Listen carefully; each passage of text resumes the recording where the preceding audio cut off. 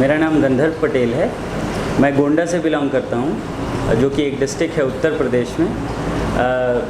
मेरे घर में मेरे माता जी हैं, पिताजी हैं और एक मेरे बड़े भाई हैं। दादा दादी हैं, चाचा हैं और परिवार तो काफ़ी बड़ा है और काफ़ी मोटिवेटिंग फैमिली है जो हमेशा से हर तरीके से हम लोगों को सपोर्ट करती रही है। मेरा ग्रेजुएशन जो है वो यूनिवर्सिटी ऑफ लखनऊ से हुआ है, इंटीग्रेटेड 5 इयर्स कोर्स में। ग्रेजुएशन के बाद मैंने कई यूनिवर्सिटीज़ में ऑप्ट किया, तो मैंने मास्टर्स के लिए एडमिशन मैंने दिल्ली यूनिवर्सिटी में लिया। आफ्टर दैट उत्तर प्रदेश लोक सेवा आयोग ने अपना नोटिफिकेशन जारी कर दिया PCSJ वैकेंसी के लिए। तो 610 पदों की वैकेंसी थी, काफ़ी ज़्यादा थी, इसलिए रिस्क नहीं लेना चाहे। फ्रेशर थे तो थोड़ी तैयारी में भी उतना अच्छी तैयारी नहीं थी, तुरंत पास आउट हुए थे।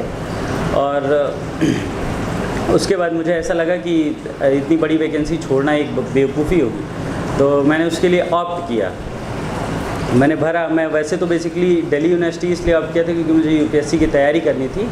आई wanted to join test series there, but इतनी भारी वैकेंसी आ गई कि उसके वजह से फिर मैं सोचा पहले इसको ले लेते हैं, क्योंकि 5 साल आप अगर लॉ में रहे हैं तो आपको यहाँ ज़्यादा कन्वीनियंट फील होता है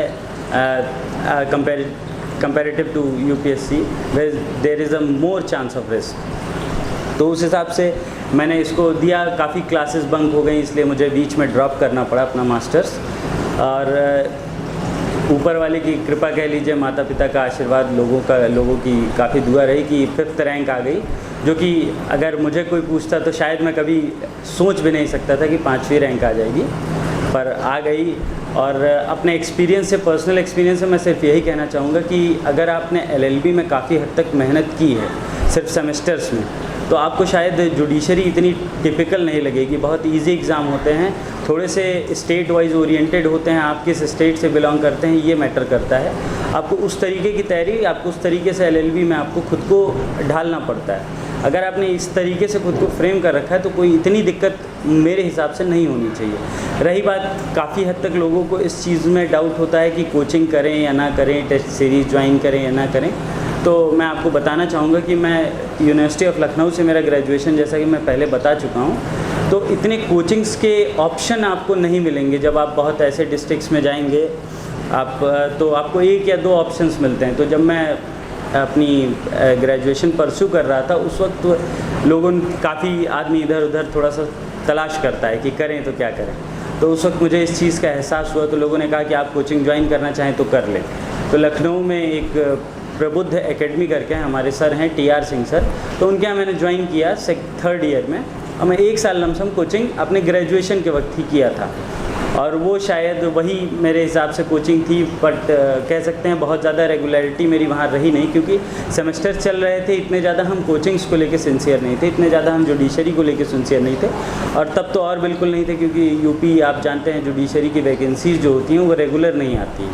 तो ये भी सर्टेन नहीं था कि हम पास होंगे तो उस साल वैकेंसी आएगी या नहीं आएगी। तो उस अनसर्टेनिटी के चलते रेगुलरिटी कोचिंग में मेंटेन हुई। तो एज सच मैं ये कहूँगा कि कोचिंग जाना LLB के वक्त तो मुझे लगता है ठीक नहीं था उतना, क्योंकि आप अपने सेमेस्टर्स को उतने अच्छे से नहीं कवर कर सकते हैं। आपके क्लास में कुछ और चलेगा, आपके कोचिंग में कुछ और चलेगा। बट अगर आप LLB कंप्लीट करने के बाद कोचिंग का कहते हैं, तो मुझे एज सच मेरा एक्सपीरियंस ये कहता है कि उसकी कभी ज़रूरत नहीं है, अगर आपने LLB ढंग से करी है, सेमेस्टर्स में अगर आपने ढंग से पढ़ा है। इतनी चीज़ें हो गई।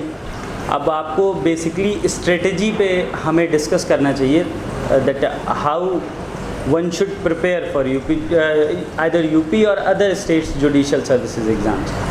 The first and the foremost thing is that firstly you should have decided that in which state you are giving it a preference, which state is at your preference, where is your priority. मेरा home state Uttar Pradesh था, तो मुझे ये लगता था कि मुझे उत्तर प्रदेश में ही रहना है। उत्तर प्रदेश के अलावा अगर मैं कहीं अलग जाके जुडिशरी में रहता भी हूँ तो मुझे लगा कि मैं उतना कंफर्टेबल फील नहीं कर पाऊँगा अपने घर वालों से दूर रह के, या उनके पास शायद मुझे साल में 1 बार मिले। तो इसलिए मैं अदर स्टेट ऑप्ट करने की भी नहीं सोच रहा था। मैंने हरियाणा जुडिशरी दिया, बिहार जुडिशरी दिया, दोनों का प्री निकला, पर मैंने मेंस छोड़ दिया किन्हीं कारणों से। मेरा मेंस मैं नहीं गया, तब तक मेरा UP का मेंस हो चुका था और पेपर काफ़ी अच्छा हुआ था, कॉन्फिडेंस था। बट थोड़ा सा तो आप जानते हैं तैयारी के वक्त थोड़ी सी दिक्कतें होती हैं, कभी लगता है होगा कि नहीं होगा, वो हर किसी के साथ होता है, दैट्स कॉमन। उसमें सोचने की बिल्कुल भी ज़रूरत नहीं है। मुझे तो लास्ट डे तक लगा था, मैं इंटरव्यू देने जा रहा था तो भी मुझे डर लग रहा था कि क्या होगा। मैं इंटरव्यू दे के आया तो भी मुझे डर लग रहा था क्या होगा। रिज़ल्ट इतना सडन रिलीज़ हुआ, इतना सडन मेरे पास न्यूज़ पहुंची, मुझे लगा मतलब सब कुछ बिल्कुल यूनिक था। मैं कुछ उसके बारे में एक्सप्रेस नहीं कर सकता, वो बड़ी अलग सी फीलिंग थी। बट आप कभी मतलब ये चीज़ आप एक्सपेक्ट भी नहीं कर सकते हैं कभी कि आपकी जो रैंक है वो 5th आ जाएगी या 1st आ जाएगी। तो ऐसा सच मैंने भी कभी नहीं सोचा था। बस मुझे एक सीट चाहिए थी, जो मैंने कभी सोचा था कि एक सीट मिल जाएगी, बट रैंक तो मैंने नहीं सोची थी। मिल गया, उसके लिए हर किसी का बहुत बहुत धन्यवाद। माता पिता हैं, भगवान हैं, हर किसी का बहुत बहुत शुक्रिया। अब बात करते हैं स्ट्रेटजी डिस्कस करने की। तो पहली चीज़ तो आप जानते हैं कि यूपी जुडिशियल सर्विसेज में 3 स्टेज होते हैं। आप किसी भी जगह जुडिशियल सर्विसेज देंगे, लोअर जुडिशरी, तो आपको 3 स्टेजेस तो क्रॉस करने ही पड़ेंगे। First is prelims, second is mains and the third and the last one is interview. Prelims की बात करें तो अगर हम यूपी जुडिशियल सर्विसेज की बात करते हैं तो प्रीलिम्स में सब्जेक्ट जो हैं वो थोड़े से मेंस के कंपैरिजन में एक आध सब्जेक्ट का डिफरेंस होता है। आपको कुछ कॉमन सब्जेक्ट मिलेंगे, जैसे कि कुछ सब्सटैंटिव लॉ के पोर्शन है जो आपको प्री और मेंस दोनों में मिलेंगे, बट कुछ ऐसा पोर्शन है जो आपको अलग से पढ़ना पड़ेगा। बेसिकली जो प्री में ज़्यादा फोकस करने का सब्जेक्ट होता है जो मेंस में नहीं आता, जैसे कि जूरिस हो गया, इंटरनेशनल लॉ हो गया।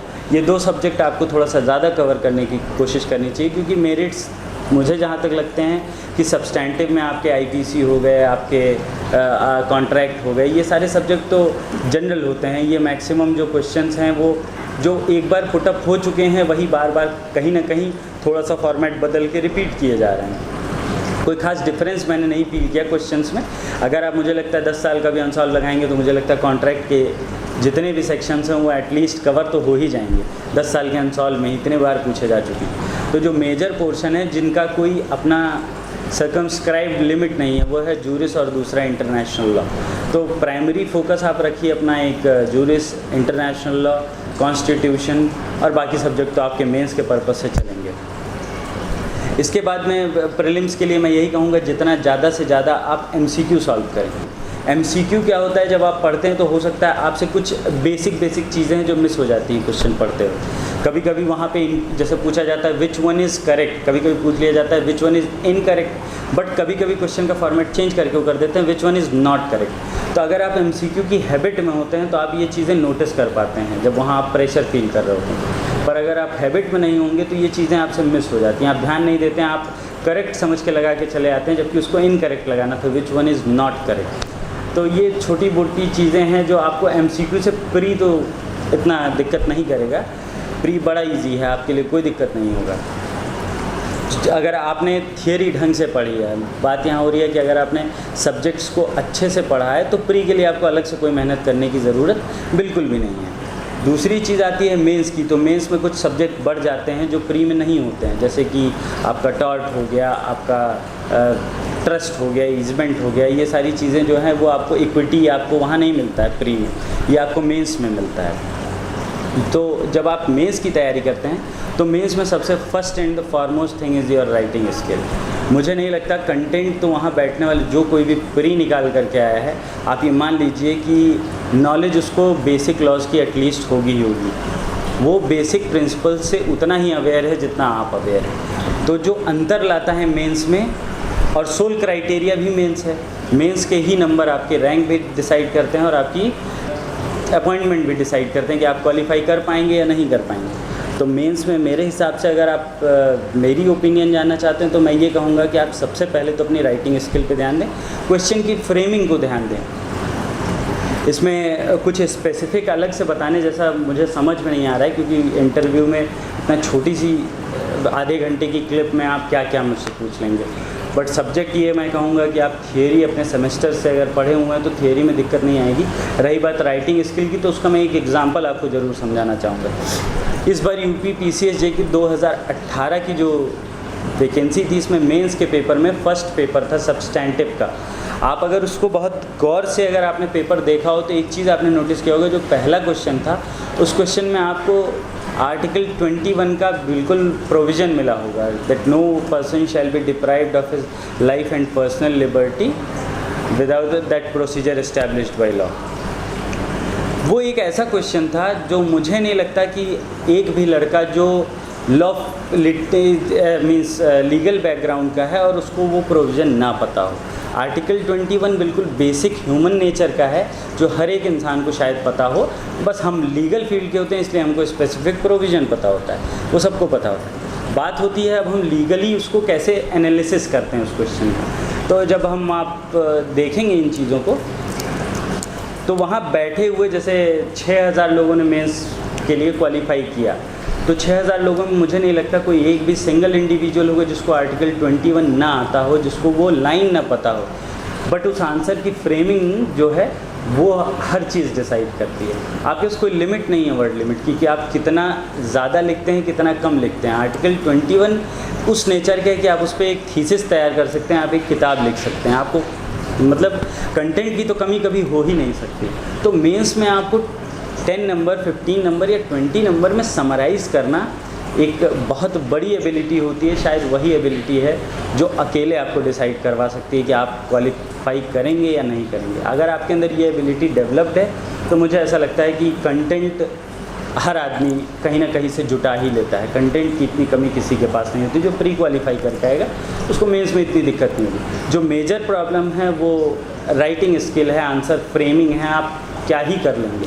अगर आपसे आर्टिकल 21 में एट रैंडम पूछ लूँ तो शायद आप भी एक बार हक्के बक्के हो जाएं। ए के गोपालन और मेनका गांधी के बाद आप खुद कंफ्यूज हो जाएं कि अब आगे बताएं तो क्या बताएं। सब कुछ तो है, आप उससे प्राइवेसी भी निकाल सकते हैं, आप उससे डिग्निटी भी निकाल सकते हैं, आप उससे लिवलीहुड भी निकाल सकते हैं, आप कुछ भी कर सकते हैं। तो आप वहाँ क्या लिखेंगे आंसर। तो जो आपको फोकस करने की चीज़ है मेंस में, जो मुझे ऐसा लगता है कि आपको अलग से डेवलप करनी पड़ेगी। आप बैठ रहे हैं, आप दिन में जितनी भी स्टडीज़ कर रहे हैं उसका एटलीस्ट 1/3 तो आप दीजिए अपनी राइटिंग स्किल को, अपने इसको दीजिए।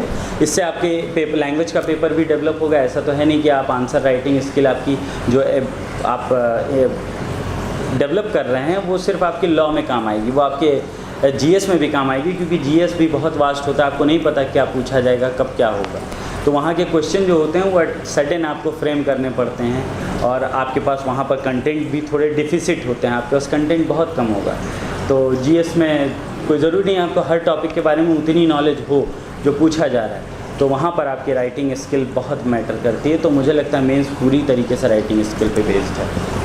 अब इंटरव्यू पे जाने से पहले एक और इशू जो मैक्सिमम लोग रेज करते हैं कि एग्ज़ाम से पहले प्री की तैयारी करें और प्री का रिज़ल्ट आने के बाद मेंस की तैयारी करें, या पहले से ही मेंस की तैयारी प्री मेंस एक साथ करें। तो मैं पहले बता दूं कि ऐसा कोई फार्मूला मुझे आज तक समझ में नहीं आया कि तैयारी प्री मेंस अलग कैसे हो सकती है। पढ़ना आपको प्री में भी वही लीगल सब्जेक्ट है, पढ़ना आपको मेंस में भी वही लीगल सब्जेक्ट है, पढ़ना आपको वही जीएस प्री के लिए भी है। 150 नंबर का आपका प्री का पेपर होगा एक जनरल स्टडीज़ का, उसी तरह 200 नंबर का एक मेंस में रिटन पेपर होगा जीएस का। जब पढ़ना आपको वो कंटेंट है तो आप उसको डिफ्रेंशिएट क्यों करते हैं, ये सबसे बड़ा इशू है। और अगर आप एक साथ पढ़ना चाहते हैं तो मेरे हिसाब से जो सबसे बेस्ट चीज़ होगी कि आप शुरुआत करिए मेंस से। अगर आपके अंदर कंटेंट है और आप उसको डेवलप कर रहे हैं, आंसर राइटिंग स्किल, प्री का भी मैटर नहीं करता। प्री आप एमसीक्यू लगाएंगे तो प्री मुझे लगता है निकल जाएगा काफ़ी हद तक, क्योंकि क्वेश्चन जो हैं प्री के लिए रिपीटिव होते हैं, अक्सर रिपीट हुए हैं। मुझे लगता है अगर आप 10 साल का क्वेश्चन उठाएंगे तो एक ही टॉपिक से आपको 10 साल में 8 साल के क्वेश्चन मिले होंगे। टॉपिक कोई एज सच अलग नहीं होते। अब आते हैं इंटरव्यू पे। मुझे जो पर्सनल मेरी जो वीकनेस मुझे पता चली वो मुझे इंटरव्यू में पता चली, जो शायद इस इंटरव्यू में भी आपको दिख रही होगी। थोड़ा सा लैग कर रहे थे, थोड़ी नर्वसनेस आती है, वो वहाँ भी फील हो रही थी।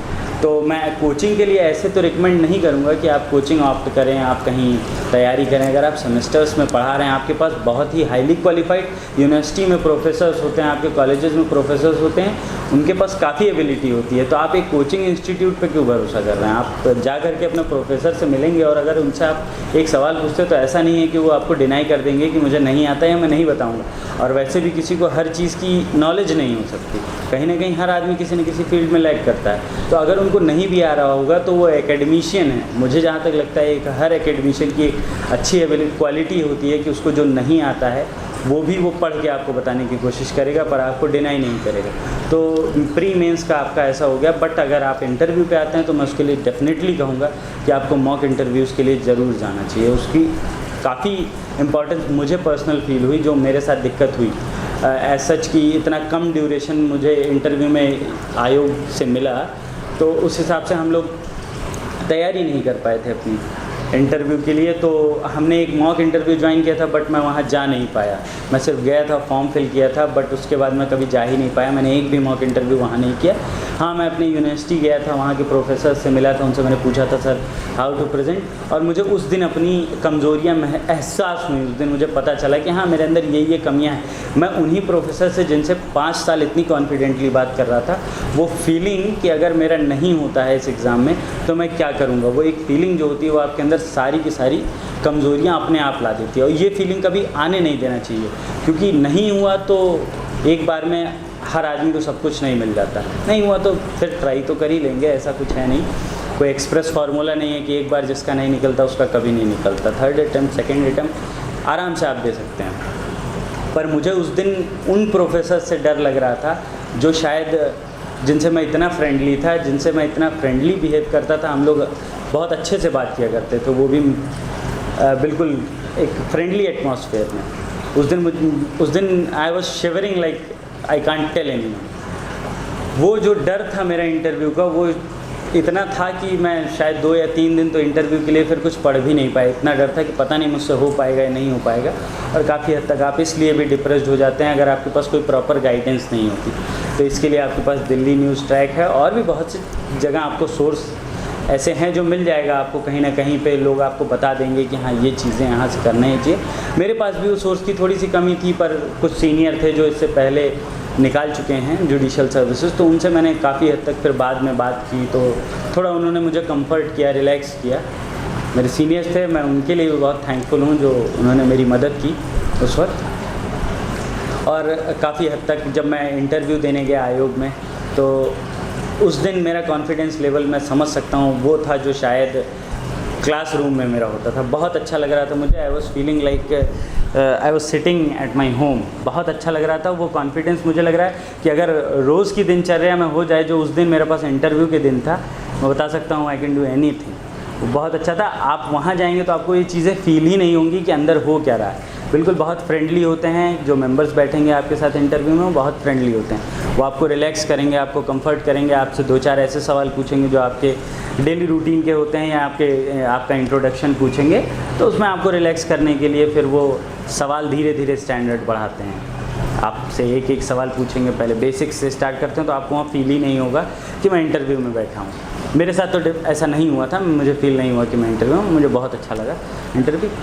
और दिल्ली नॉलेज ट्रैक को मेरी तरफ से बहुत बहुत धन्यवाद ऐसा काम करने के लिए, क्योंकि इससे बहुत से ऐसे बच्चे हैं जो शायद कोचिंग नहीं अफोर्ड कर सकते हैं, वो यूट्यूब पे काफ़ी हद तक कई लोगों से सीख सकते हैं। काफ़ी वीडियोस पड़े हुए हैं जो कि उन बच्चों के लिए हेल्पफुल होंगे। और मैं व्यूअर्स का भी थैंकफुल हूँ जो इसको देखेंगे, और दिल्ली नॉलेज नेटवर्क का भी थैंक यू।